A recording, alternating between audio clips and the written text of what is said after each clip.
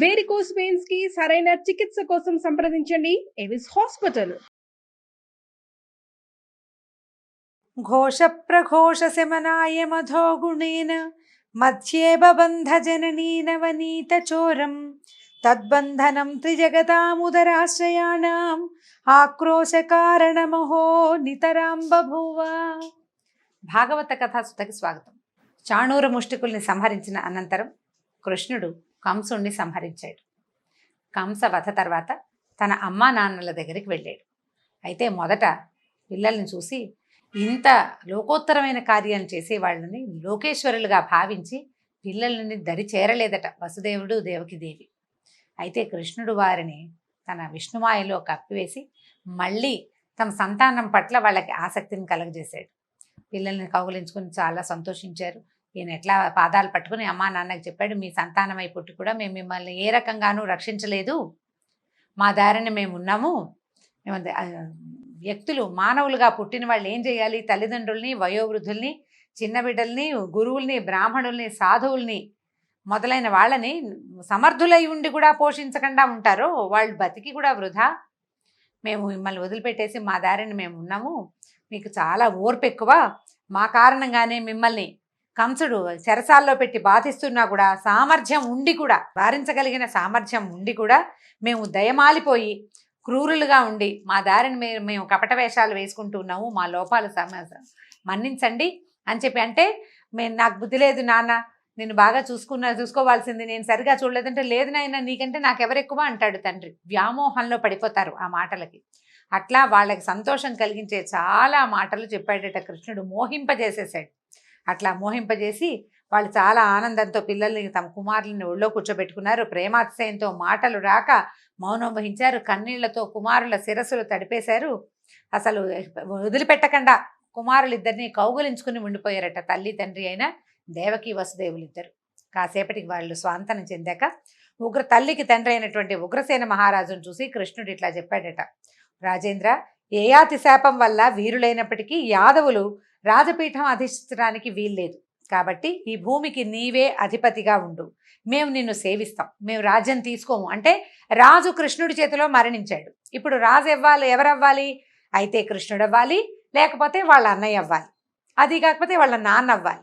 కానీ ఈయన ఒప్పుకోలేదు. కృష్ణుడు ఏం చెప్పాడంటే, మాకు రాజ్యపీఠార్హత లేదు, కాబట్టి నువ్వు రాజ్యాన్ని తీసుకో. ఇతర రాజులంతా మేము నిన్ను సేవిస్తూ ఉంటాం కాబట్టి ఇతర రాజులందరూ నీకు కప్పం చెల్లిస్తారు. రాజులేమిటి, దేవతలైనా నీకు కప్పం చెల్లించవలసిందే. కాబట్టి అందరూ నిన్ను శిరసావహిస్తారు. వేడుకతో రాజ్య పరిపాలనానికి సిద్ధపడు, నువ్వు తప్పకుండా రాజ్యం చేయమని ఉగ్రసేన మహారాజుకు చెప్పాడు. ఈ విధంగా పలికి ఏం చేశాడు ఈయన? మధురా నగరానికి రాజుగా ఉగ్రసేన మహారాజుని అభిషేకం చేయించాడు. తర్వాత ఏమైంది? కృష్ణుడు పూర్వం కంసుడి భయం వల్ల ఇతర దేశాల్లో అక్కడ ఇక్కడ పారిపోయి తలదాచుకున్నటువంటి తమ జ్ఞాతులు చుట్టాలు అయిన యదువులు, వృష్టులు, భోజులు, మధువులు, దశార్హులు, కుకురులు, అంధకులు ఆదిగా కలిగినటువంటి వాళ్ళందరినీ పిలిచాడు. వీళ్ళందరూ ఏంటంటే అన్నదమ్ములు, అక్క చెల్లెళ్ళ పిల్లలు, అన్నదమ్ములే, జ్ఞాతులని చెప్తున్నారు. ఇన్ని వంశాలకు చెందిన వాళ్ళని కూడా పిలిచాడు. ఇప్పుడు అంధక వంశం కాదు, వీళ్ళలో దశార్హ వంశానికి చెందిన వాడే అక్రూరుడు, అన్నదమ్ముల వరుస వాళ్ళందరినీ పిలిపించి వాళ్ళకి కలిగేలాగా ధనాధికాల్ని బహుకరించి వాళ్ళ సొంత ఇళ్లలో, అంటే ఇళ్ళు వదిలిపెట్టి పారిపోయారు, వాళ్ళ ఇళ్లలో వాళ్ళు ఉండేలాగా ఏర్పరిచాడట. తర్వాత ఏమనుకున్నారు? ఆ మధురా నగరంలో ఉన్న, పట్టణంలో ఉన్న వాళ్ళంతా చాలా సంతోషంగా కలిసి ఉంటూ ఎంత బాగున్నారో అట. అప్పుడు ఈయన ఏం చేశాడంటే, కృష్ణుడు, బలరాముడు నందుడి దగ్గర కూర్చున్నారు. మేము తండ్రిని చూడలేదు, తల్లిని చూడలేదు, యశోదాదేవి నువ్వు మీ ఇద్దరే మా తల్లిదండ్రులని భావిస్తూ ఉన్నాం. ఇంతకుముందు ఎవ్వరు ఏ తల్లిదండ్రులు తమ పిల్లల్ని ఇంత గారాభంగా పెంచల, అంత గారాభంగా మీ ఇద్దరు మమ్మల్ని ఇద్దరిని పెంచారు. మీ మంచితనం వల్లే, మీ గొప్పతనం వల్లే ఏ వయసుకు తగిన ఆట ఆ వయసుకు ఆడుకుంటూ మేము హాయిగా పెరిగాం మీ నీడలో. ఇక్కడ మధురా నగరంలో ఉన్న చుట్టాలందరికీ మేలు కలిగించి పట్టణంలో ఉన్న వాళ్ళందరూ సుఖశాంతులతో ఉన్నారని చూసుకుని అప్పుడు మేము మళ్ళీ రేపల్లెకి వస్తాము, మన వాళ్ళందరికీ చెప్పండి అని చెప్పాడు.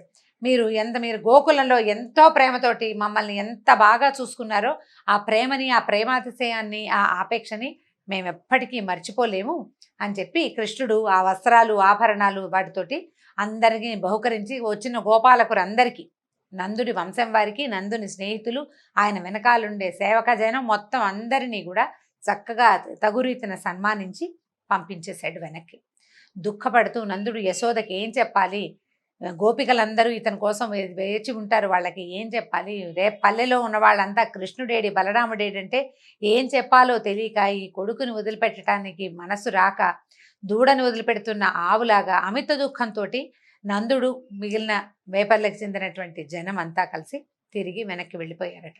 అయితే అనంతరం వసుదేవుడు చాలా గొప్ప చరిత్ర కలిగిన తన కుమారులకి గర్గుడు మొదలైన బ్రాహ్మణ పురోహితుల సన్నిధిలో యథావిధిగా ఉపనయన సంస్కారం జరిపించాడు.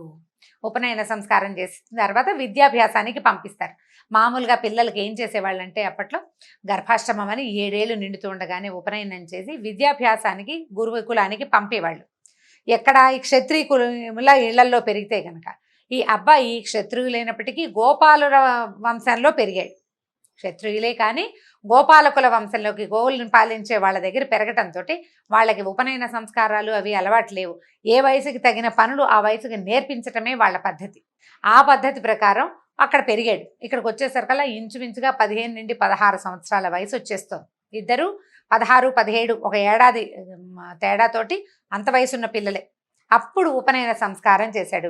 కాబట్టి కృష్ణుడు కూడా వయసు దాటాకే ఉపనయనం చేసుకున్నాడు అనమాట. ఈ ఉపనయనం అయిన తర్వాత ఏం చేశాడు, అందరి నుంచి చక్కగా మంచి మంత్రాలు అవి అందుకుని ఈ ఉపనయనం జరిగిన తర్వాత ఏం చేశారు, ఈ పిల్లలిద్దరిని విద్యాభ్యాసానికి పంపాలనుకున్నారు. ఈ ఉపనయనం సందర్భంలో ఎంతమందో బ్రాహ్మణులకి ఆవులు, బంగారము ఎన్నో దానం చేసేట. కుమారుడు పుట్టగానే 10,000 ఆవుల్ని దానం చేస్తానని మనసుతోటి సంకల్పించిన వాడు ఉపనయనం అప్పుడు ఆ ఆవులన్నిటినీ దానం చేశాడు. తను ఎట్లా సంకల్పించుకున్నాడో ఆ రకంగా దానాలు చేసేసాడట. తర్వాత ప్రత్యక్ష దానం అప్పుడు మనసులో చేశాడు. యాచకులకి వాళ్ళకి ఏవేవి కావాలంటే అవేవి సమర్పించేట. ఈ విధంగా బ్రహ్మచర్య వ్రతాన్ని తీసుకున్నటువంటి బలరామకృష్ణులు అందరిలాగానే ఎట్లా భూమిలో ఉన్న రాజకుమారులంతా ఏ రకంగా అయితే విద్యాభ్యాసం చేస్తారో అదే రకంగా విద్యాభ్యాసానికి బయలుదేరారు. సమస్తం తెలుసు వాళ్ళకి, జగద్గురువులు, ప్రపంచానికే నేర్పగలిగిన వాళ్ళు. అయినా కూడా మానవుల విధానం ప్రకారం చేయవలసిందే. మనిషిగా పుట్టావు కాబట్టి మనుషులు ఏం చేస్తారు, మానవులు ఎట్లా ప్రవర్తిస్తారు, విద్యని ఎట్లా పొందుతారు. గురూపదేశం లేకపోతే మానవులకు పనికిరాదు, గురూపదేశం ఉండాలి. అంచేత వీళ్ళిద్దరూ ఏం చేశారు, సరి అయిన ఆచార్యుణ్ణి వెతుక్కుంటూ బయలుదేరారట. ఈ రామకృష్ణులు గొప్ప వైభవాలకి కాణాచైన కాశీపట్టణం చేరుకున్నారు. అక్కడ అవంతి పట్టణ వాస్తవ్యుడైన సాందీపని అనే పండితోత్తముడిని దర్శించారు. గురువుని వాళ్లే వెతుక్కున్నారని చెప్తున్నారండి. సాందీపని అనే ఒక గురువుని చూసి ఆయన్ని సేవించారు. ఆయన వీళ్ళ తాలూకు వినయ విధేయతలకి చాలా సంతోషించి ఏం చేశాడు, 4 వేదాలు, శిక్ష, వ్యాకరణము, ఛందస్సు, నిరుక్తము, జ్యోతిష్యము, కల్పము అనేటువంటి 6 వేదాంగాలు, ఆ 4 వేదాలు, 6 వేదాంగాలు, ధనుర్వేదము, తంత్రము, మనువు మున్నగు వారితో చెప్పబడినటువంటి ధర్మశాస్త్రాలు, న్యాయము, తర్కము, రాజనీతి మొదలైన వాటిని తేట తెల్లంగా బోధించాడు. వీళ్ళు ఏమిటంటే ఒకసారి వింటే వచ్చేస్తుంది, వాళ్ళ లక్షణం అది. అక్కడి నుంచి ఎలాంటి వాళ్ళంటే అమిత నేర్పరులు. 64 కళల్ని 64 రోజుల్లో ఒక్కొక్కడు ఒక్కొక్క కళావంతుడి దగ్గర నుంచి నేర్చుకున్నారు. మామూలుగా ఈ గురువుగారు చెప్పే విద్యలు ముందు చెప్పబడ్డాయి. 64 కళలు నేర్చుకోవాలంటే కళలు చెప్పే వాళ్ళు వేరే ఉంటారు. ఒక్కొక్క కళ ఒక్కొక్క కళావంతుడి దగ్గర నేర్చుకున్నారట. 64 రోజుల్లో 64 కళలు. ఈ గురువులకే గురువులైన వాళ్ళు, ఇతడు ఎక్కువ అతడు తక్కువ అనే భేదభావం లేకుండా ప్రకాశించు లోక గురువులైనటువంటి రామకృష్ణులు సంతోషంతో గురు శిష్య న్యాయంతో తమ తాలూకు ఉపాధ్యాయుడైనటువంటి సాందీపనిని సేవించారు. గురు సేవలో ఎక్కడా భేదం రానివ్వలేదు. వాళ్ళు ప్రపంచాలకే గురువులైనప్పటికీ గురువుని యథావిధిగా సేవించి ఆయన దగ్గర నుంచి అన్ని విద్యలు నేర్చుకున్నారు. అయితే సరే, ఇలా కృతార్థులు మొత్తం చదువంతా అయిపోయింది. చదువైపోయాక అప్పట్లో ఏం చేసేవాళ్ళు, విద్యార్థులు చదువుతూ ఉండగా వాళ్ళ దగ్గర నుంచి ఫీజులు అవి వసూలు చేసే రోజులు కావవి. తర్వాత గురుదక్షిణ ఏదైనా స్వీకరించేవాళ్ళు. ఇంత ప్రతిభావంతులుగా కనపడుతున్నటువంటి ఈ పిల్లలు వాళ్ళు తమ ఏదైనా చేయగలరని భావించి సాందీపని తన భార్యతోటి ఆలోచించుకుని, ఈ సాందీపని మహాముని ఏం చేశాడంటే రామకృష్ణులతోటి ఇట్లా అన్నాడట, నాయన మా కుర్రవాడు, మా పిల్లవాడు, నాకు ఒక కుమారుడు ఉన్నాడు. పూర్వం సముద్రంలో ప్రభాసం అనే తీర్థంలో, అంటే సముద్ర తీరాల్లో ప్రభాస తీర్థం అని ఒక తీర్థం, అదే ఇప్పటిది మన గుజరాత్లోని సోమనాథ్ క్షేత్రం ప్రభాస తీర్థం అంటారు. చాలా విచిత్రంగా శ్రీకృష్ణుడు అవతారం చాలించింది కూడా ప్రభాస తీర్థంలోనేనండి. ఆ విషయం తర్వాత చెప్పుకుందాం. సందర్భవశంగా వచ్చిందని ఆ వాక్యం ఇక్కడ చెప్తున్నాను. నిజానికి సందర్భోచితమైన విషయం కాదు. ఆ ప్రభాస తీర్థం అనేసరికి ఆ మాట జ్ఞాపకం వచ్చిందనమాట. అయితే ఈ ప్రభాస తీర్థంలో స్నానం చేస్తూ మునిగిపోయాడు. మళ్ళీ కనపడలేదు. మీరు దయాసముద్రులు, గురువు కోరిన కోరిక తీర్చాలనే సదుద్దేశం కలిగిన వాళ్ళు కాబట్టి అందరికీ ఆశ్చర్యం కలిగేలాగా మా కుమారుని మాకు గురుదక్షిణగా సమర్పించండి అని అడిగాడు. ఇది మీ కర్తవ్యంగా భావించండి, నా కుమారుణ్ణి నాకు దక్కించమన్నారు.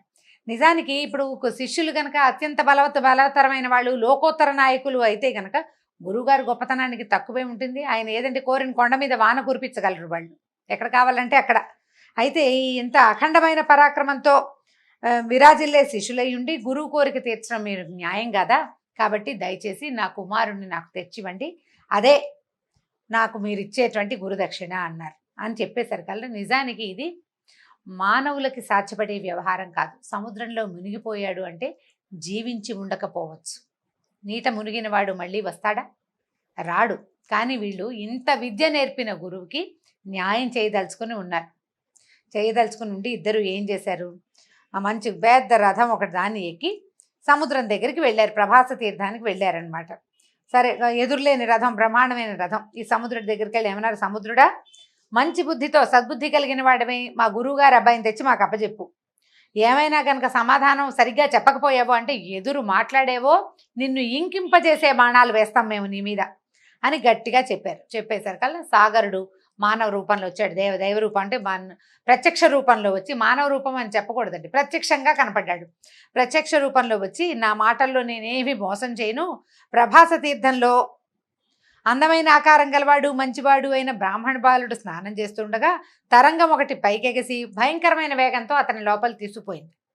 అయితే అప్పుడు ఏమైంది, ఆ లోపలికి వెళ్ళేసరికల్లా ఈ సముద్రంలో ఉన్నటువంటి పంచజనుడు అనే ఒక రాక్షసుడు, దైత్యుడు ఆ కుర్రాన్ని మింగేశాడు. కాబట్టి నాదేం లేదు, నేను కాదు ముంచింది, అక్కడ ఒక రాక్షసుడు ఉన్నాడు, వాడు లాగేశాడని చెప్పాడు. అని చెప్పి ఆ రాక్షసుడు ఎక్కడుంటాడో చూపించాడనమాట. శ్రీకృష్ణుడు ఏం చేశాడట, శంఖం పూరించి పిలిచాడు. అక్కడ దాకా వెళ్ళిపోయి పిలిచేసరికల్లా ఈ పంచజనుడు భయ సందేహాలతో చాలా భయపడిపోయాడట వాడు. ఈ కృష్ణుడు సాగర జలంలో ప్రవేశించాడు. ప్రవేశించి బంగారు పింజలతో బ్రహ్మాండమైన బాణాలు, అంటే చక్కటివి అతి పదునైనవి మెరిసిపోతూ బంగారపు రంగులో మెరిసే బాణాలని వేసి ఈ పంచజనుడి పొట్ట చీల్చాడు. పొట్ట చీల్స్తే ఆ పొట్టలో విప్రకుమారుడు కనపడలేదు. అయితే ఈ కృష్ణుడికి నచ్చలేదు, ఇదేమిటి వీడిని చంపేసిన తర్వాత కూడా ఇది కనపడలేదని ఏమనుకున్నాడు. అయితే ఈ కొట్టినప్పుడు ఏమైంది, వీడి శరీరంలోంచి పాంచజన్యం, ఒక శంఖం ఉద్భవించిందట. వాడు సముద్రంలో ఉండేవాడు కదా, సముద్రంలో ఉండే ఒక శంఖ రూపిగా బయటకు వచ్చాడు. వాడి పొట్టలోంచి అది వచ్చిందట. పంచజనుడి నుంచి జన్మించింది కాబట్టి పాంచజన్యము అనే పేరు వచ్చింది ఆ శంఖానికి. ఆ పాంచజన్య శంఖాన్ని తన చేతిలోకి తీసుకున్నాడు. ఆలస్యం చేయకుండా తన బలరాముడితో కలిసి రథం ఎక్కి అన్నయ్యతో కలిసి యమసదనానికి బయలుదేరాడట. అంటే రాక్షసుడి గర్భంలో కనపడని విప్రకుమారుణ్ణి యముడు తీసుకెళ్ళిపోయి ఉంటాడు. రాక్షసుడు తినేశాడు. అతని ప్రాణాలను ఎవరు తీసుకెళ్తారు, ఎవరి ప్రాణాన్నైనా తీసుకెళ్లేవాడు యముడు. యముడు ఇంటికి పరిగెత్తారనమాట వీళ్ళిద్దరూ. వెళ్ళేసరికల్ ఆ నగరం పేరేంటంటే సంయమని, సంయమనము కలిగింది అనమాట. ఆ సంయమని అని పేరు కలిగినటువంటి యమపురానికి చేరి బయట నిలబడి ప్రళయకాల మేఘంలాగా అలాంటి ధ్వనిని కలగజేసే శంఖాన్ని పూరించాడట. ఈ శంఖ శబ్దాన్ని వినేసరికల్లా యముడు అనుకున్నాడు, ఇదేమిటి, నేను ఇంత బలశాలిని, ఇంత గొప్పవాడిని, ఏ ప్రాణి నా నుంచి తప్పించుకోలేదు, నాకు కోపం తెప్పించేలాగా ఎవడో నా వాకిట్లో నిలబడి శంఖం పూరిస్తున్నాడు, వాడి సంగతి చూస్తానని బయటికి వచ్చిన యముడు పక్కపక్కన నిలబడిన బలరామకృష్ణుల్ని చూడంగానే అతనికి తెలిసిపోయింది, తమ లీలను చూపటానికి నరావతారంలో జన్మించినటువంటి నారాయణ స్వరూపునిగా కృష్ణుణ్ణి, ఆయన యొక్క సహోదరుడిగా ఆదిశేషువుని గమనించాడు, తెలుసుకున్నాడు. స్వరూపం చూడంగానే తెలిసిపోయింది నారాయణ స్వరూపం. తెలియగానే వెంటనే ఏం చేశాడు, పరమ భక్తితోటి పాదాల మీద పడ్డాడట. నా ఇంటికి వచ్చావు, నీకు ఏం కావాలో చెప్పమని అడగంగానే అప్పుడు అచ్యుతుడు ఏం చెప్పాడంటే, ఓ యమధర్మరాజా, మా గురువు యొక్క కుమారుడు, అతనిలో ఏం తప్పు ఉందో తెలియదు, నువ్వు అతన్ని తెప్పించేసుకున్నావు నీ దగ్గరికి, అతన్ని నాకు అప్పచెప్పు, అతను కావాలి అనగానే యమధర్మరాజు ఇంకొకళ్ళ దగ్గర అయితే వీడికి సమయం అయిపోయింది అలాంటివి చెప్పేవాడేమో, కానీ భగవంతుడి దగ్గరికి ఏం చెప్తాడు, వెంటనే ఇదిగో వీడు తీసుకెళ్ళిపోండి అని చెప్పేసి సాందీపని మహర్షి కుమారుణ్ణి తెచ్చి అప్పచెప్పేశాడట. ఆ కుమారుణ్ణి తీసుకుని గురుకుమారుడితోటి బలరామకృష్ణులు ఇద్దరు భూలోకానికి వచ్చి కుమారుణ్ణి సాందీపని మహర్షికి వాళ్ళ గురువు గారికి అప్పచెప్పారు. ఇంకేం కావాలో చేయమని అడిగారు. అడిగేసరికి ఆయన అన్నాడు, నాయన మీరు గురుదక్షిణ్ణి తెచ్చి అప్పచెప్పారు. మీలాగా చేయగలిగేవాడు, ఇంత లోకోత్తరమైన కార్యం చేయగలిగిన వాడు ఎవడు ఉండడు. మీ యశస్సు దిగంతాల వరకు వ్యాపిస్తుంది. ఎవరైనా సరే ఈ యమసదనం నుంచి గురువు కోరాడని కుమారుణ్ణి తెచ్చిపెట్టగలిగే వాళ్ళు ఉన్నారా? యమసదనానికి వెళ్ళిన పిల్లాడు, చచ్చిన పిల్లవాడిని తెచ్చివ్వడం అంత సులువా? మీరు కాబట్టి ఈ పని చేశారని, ఎప్పటికీ మీ తాలూకు గొప్పతనం ప్రపంచంలో నిలిచి ఉంటుందని దండం పెట్టాడు. పెట్టి తర్వాత నేను ధన్యుణ్ణయ్యానని వాళ్ళని దీవించి ఇద్దరిని పంపించేశాడు. ఆ తర్వాత ఏం చేశారు, వీళ్ళిద్దరూ చక్కగా రథం ఎక్కి మధురా నగరానికి బయలుదేరి వెళ్ళిపోయారు. మనం భాగవత్ కథ సుధా చివరిలోకి వచ్చేస్తున్నామండి. విద్యాభ్యాసం కూడా పూర్తి చేసుకుని వచ్చిన తర్వాత కృష్ణుడు చేసిన ఎన్నో లోకోత్తర క్రియలని అన్నిటినీ మనం చెప్పుకోలేకపోతాం. ఇంకొక 4 భాగాల్లో భాగవతం పూర్తి చేసేసుకుంటాం. అంటే మార్గళి పూర్తయ్యేసరికి మన భాగవత్ కథాసుధ అయిపోతుంది. రుక్మిణి కళ్యాణంతో ఈ కథను ఆపుకుందాం. ఈ 4 భాగాల్లో కృష్ణుడు మహాభారతంలో ఉన్న పాత్రలతోటి కూడా ఇక్కడి నుంచి పరిచయం మనకి భాగవతంలో ఏర్పడుతుంది. ఆ కథా విశేషాలను రేపు తెలుసుకుందాం. నమస్కారం.